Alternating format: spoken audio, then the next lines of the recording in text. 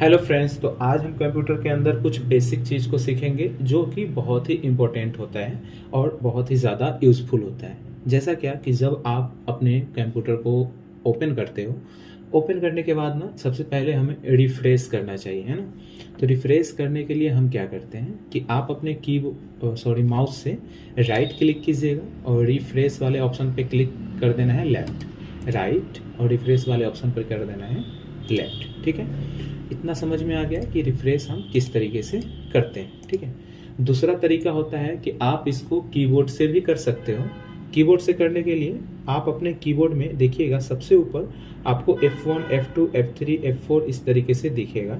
उसमें से F5 button को अगर आप प्रेस कीजिएगा तो देखिएगा इस तरीके से ये रिफ्रेश हो रहा है। ठीक है ना। चलिए, अगर मान लीजिए गया कि आपका सिस्टम अगर बहुत ही स्लो काम कर रहा है, तो इसके लिए ना थोड़ा सा आपको क्या करना होगा कि आप अपने कीबोर्ड से विंडोज और आर बटन को प्रेस कीजिएगा और इसके अंदर आपको टाइप करना है ट्री, TREE, ट्री, इंटर कीजिएगा। तो कुछ इस तरीके से तो आपका सिस्टम थोड़ा सही से काम करना शुरू कर देगा। ठीक है, एक और होता है, विंडोज के साथ आर बटन प्रेस कीजिएगा और शिफ्ट होल्ड करके 5 को प्रेस कीजिएगा। यहाँ पे टैम्प लिखना है, फिर शिफ्ट होल्ड करके 5 को प्रेस कीजिएगा इस तरीके से, यानी %, और जैसे इंटर कीजिएगा तो जो भी जंक फाइल वगैरह होता है ना, वो यहाँ पे आपको देखने को मिलेगा। आप उसको कंट्रोल से सिलेक्ट कर लीजिएगा और शिफ्ट के साथ डिलीट को दबा दीजिएगा और इंटर कर दीजिएगा। इस तरीके से आपका जो भी जंक फाइल होगा वो सारा का सारा क्या हो जाएगा, आपका डिलीट हो जाएगा। ठीक है, चलिए, तो ये चीज़ हो गया, आपका सिस्टम अच्छा से रिफ्रेश हो गया और अब सही से काम करेगा, फंसेगा नहीं जल्दी। ठीक है, चलिए, अब यहाँ से हमें क्या करना है कि जैसे मान लीजिए क्या कि कोई भी काम करते हैं तो उस फाइल को रखने के लिए कोई फ़ोल्डर की ज़रूरत होती है। तो फ़ोल्डर हम लोग बनाते कैसे हैं, तो फ़ोल्डर बनाने के लिए सबसे पहले हमें इस स्क्रीन पे, यानी डेस्कटॉप स्क्रीन पे, आपको यहाँ पे राइट क्लिक करना है माउस का और यहाँ से न्यू वाले ऑप्शन पे जाना है और यहाँ से फ़ोल्डर पे क्लिक करना है। ठीक है, तो कुछ इस तरीके से यहाँ पे देखने को मिलेगा। आप इसके अंदर कोई भी नाम लिख सकते हैं। ठीक है ना। चलिए, तो इस तरीके से फ़ोल्डर बन के क्या हो जाता है, रेडी हो जाता है, यानी ये वाला फ़ोल्डर यहाँ पे बन गया। ओके ना। चलिए, अब मान लीजिए क्या कि ये जो फ़ोल्डर बन गया, तो इसका नाम अगर चेंज करना है तो हम क्या करते हैं, इसी पे आएंगे और माउस का राइट क्लिक करेंगे और रीनेम पे क्लिक करेंगे और जैसे ही यहाँ पे दूसरा नाम लिखेंगे, इंटर करेंगे, तो ये नाम क्या हो जाता है, चेंज हो जाता है। उसी तरीके से ना आप किसी भी फाइल फोल्डर का अगर नाम चेंज करना चाहते हैं तो आप इसको क्या कर सकते हैं, यहाँ से कर सकते हैं। कैसा, जैसे इस फोटो का नाम चेंज करना है यहाँ पे, तो यहाँ पे गए हम, माउस का राइट क्लिक किए और यहाँ से रीनेम वाले ऑप्शन पे क्लिक किए और यहाँ पे जैसा कि हम नाम चेंज कर दिए तो देखिएगा नाम यहाँ पे चेंज हो गया। ठीक है, तो ये तो तरीका हो गया आपका माउस से किस तरीके से हम फोल्डर बनाते हैं और उसका नाम चेंज करते हैं। चलिए, अब हम कीबोर्ड से देखते हैं कि फोल्डर बनता कैसे है। तो देखिएगा, आप अपने कीबोर्ड में एक की होता होगा कि कंट्रोल और शिफ्ट, वो दोनों को एक साथ होल्ड कीजिएगा और N बटन को प्रेस कीजिएगा तो आपके स्क्रीन पे एक नया फोल्डर बन जाता है यहाँ पे। ठीक है, चलिएगा, अब मान लीजिए क्या कि इसका नाम चेंज करना है और कीबोर्ड से ही करना है कोई शॉर्ट की से, तो आप माउस को पहले एक्टिव कर लीजिएगा जिसका भी नाम चेंज करना है उस वाला फाइल या फोल्डर पे। तो हम इस पर एक्टिव कर लिए लेफ़्ट क्लिक करके। अब अपने कीबोर्ड में देखिएगा फंक्शन की होता होगा F2, उसको प्रेस कीजिएगा तो देख सकते हैं वहाँ पे हाईलाइट हो गया। अब यहाँ पे हम जैसे दूसरा वर्ड या नाम कोई भी लिखते हैं तो यहाँ पे नाम चेंज हो जाता है। चलिए, अब इसमें हम लोग सीखने वाले हैं कि कोई भी फाइल हो, फोल्डर हो, उसको हम डिलीट कैसे करते हैं। तो मेरे सामने क्या है, फोल्डर है, तो इसको हमको डिलीट करना है। तो डिलीट करने के लिए क्या करेंगे, तो जो भी चीज़ को डिलीट करना है ना, उस पर आप चले जाइए और राइट क्लिक कर दीजिए। राइट क्लिक करने के बाद यहाँ पे डिलीट का ऑप्शन देता है, इस पर आप क्लिक कीजिएगा तो ये क्या हो जाता है, डिलीट हो जाता है। उसी तरीके से इसको अगर हम डिलीट करना चाहेंगे तो इस पर चले जाएंगे और राइट क्लिक करेंगे और यहाँ से डिलीट वाले ऑप्शन पे क्लिक कर देंगे। ठीक है, तो ये क्या हो गया, यहाँ से डिलीट हो गया। ओके, तो आपको कोई भी फाइल हो, फोल्डर हो, उसको डिलीट अगर करना हो तो आप उस पर चले जाइए, राइट क्लिक कीजिए और यहाँ पे डिलीट का ऑप्शन है, यहाँ पे क्लिक कीजिएगा तो डिलीट हो जाएगा। अब चलिए, ये तो आप माउस से समझ गए कि किस तरीके से डिलीट करना है।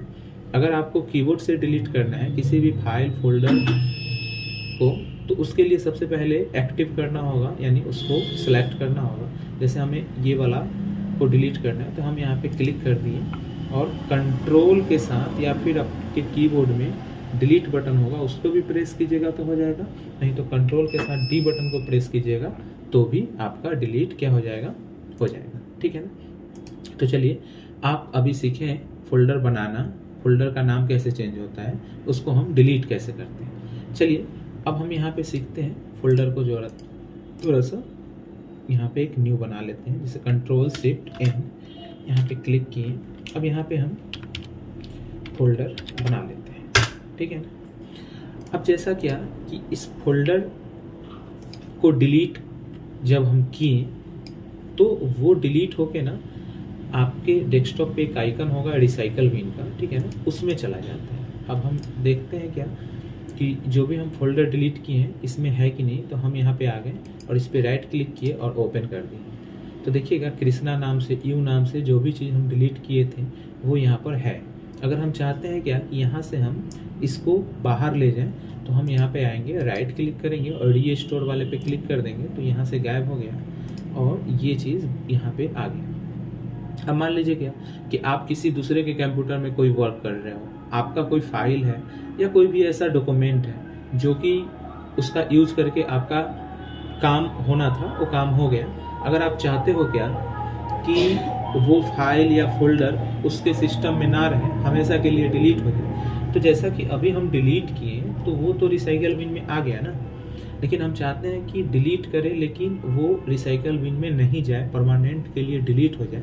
तो आपको करना क्या होगा, जैसे देखिएगा हम इसको पहले डिलीट करते हैं, राइट क्लिक किए, डिलीट हो गया। ठीक है, तो ये कृष्णा नाम वाला डिलीट किए, तो देखिएगा अब यहाँ से 420 है ना, ये वाला हम अगर डिलीट करते हैं तो इस पर हम क्लिक कर दिए और अपने कीबोर्ड से शिफ्ट को दबा के शिफ्ट होल्ड करके रखना है और डिलीट बटन पे क्लिक कर देना है। उसके बाद यहाँ से यस करना है। अब देखिए 420 वाला जो डिलीट हुआ तो वो भी तो रिसाइकल बिन में ही जाना चाहिए, लेकिन इसको हम ओपन करते हैं, देखिएगा कृष्णा वाला आया लेकिन वो जो हम 420 वाला डिलीट किए वो यहाँ पे नहीं आया, यानी वो हमेशा के लिए डिलीट हो गया। ठीक है ना। तो आप अगर सिंपल डिलीट कीजिएगा तो रिसाइकल बिन में रहता है, उसको आप वापस ला सकते हो।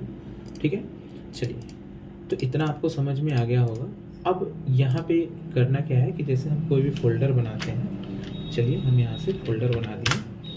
अगर हम चाहते हैं क्या कि इस फोल्डर के अंदर हम ये फ़ोटो को रखें तो कैसे रखेंगे, तो देखिएगा इस फोल्डर को हम राइट क्लिक करेंगे इस फोल्डर पे और ओपन कर लेंगे इसको। अब इसका स्क्रीन को छोटा करना है तो यहाँ पे देखिएगा मैक्सिमाइज का रहता है, इस वाले पे हम क्लिक करेंगे तो ये छोटा हो गया। अब हम चाहते हैं क्या कि ये वाला फ़ोटो को उठा के इसमें रखना है, तो अगर आपको ये फ़ोटो इस डेस्कटॉप पे भी रखना है और यहाँ भी रखना है तो इसके लिए आपको इस पर क्लिक करके राइट क्लिक करना होगा, यहाँ से कॉपी करना होगा, फिर यहाँ पे आके राइट क्लिक करके पेस्ट करना होगा। ठीक है, चलिए यहाँ से हम कर देते हैं अब कट। फिर हम कोई दूसरा फोल्डर एक बना लेते हैं समझाने के लिए।